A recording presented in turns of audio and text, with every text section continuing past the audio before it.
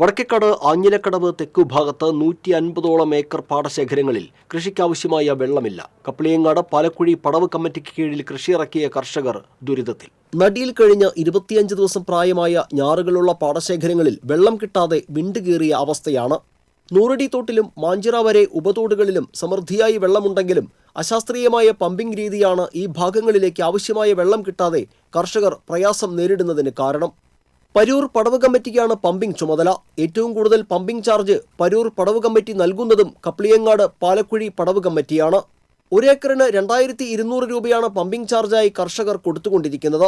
മാഞ്ചിറയിൽ submersible pump സ്ഥാപിച്ച് pumping പ്രവർത്തനം നടക്കുന്നുണ്ടെങ്കിലും ആഴ്ചയിൽ 2 ദിവസം മാത്രമാണ് ആഞ്ഞിലക്കടവ് ഭാഗങ്ങളിലേക്ക് വെള്ളം അടിക്കുന്നത്.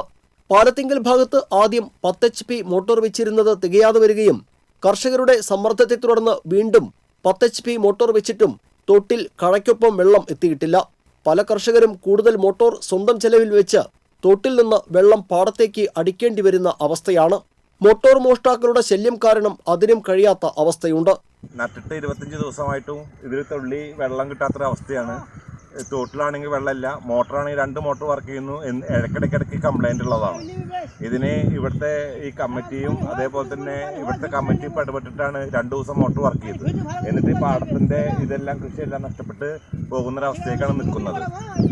ഇനി എന്ത് ചെയ്യണമെന്ന് അറിയുന്നില്ല. അധികൃതർ ഇടപെട്ട് എത്രയും പെട്ടെന്ന് വറ്റിവരണ്ട് കിടക്കുന്ന പാടശേഖരങ്ങളിലേക്ക് വെള്ളം എത്തിക്കുന്നതിനാവശ്യമായ നടപടിയെടുത്തില്ലെങ്കിൽ നിലവിൽ വെള്ളം കിട്ടാതെ 100ഓളം ഏക്കർ പാടശേഖരങ്ങളിലെ ഞാറുകൾ ഉണങ്ങുകയും ഇവിടങ്ങളിൽ കൃഷിയിറക്കിയ കർഷകർ കടക്കെണി മൂലം ആത്മഹത്യയെക്കുറിച്ച് ചിന്തിക്കേണ്ടി വരുമെന്നും Kapliyangad Thazham Palakkuzhi Padavu committee executive member Vivek പറഞ്ഞു. TCV പുന്നയൂർക്കുളം.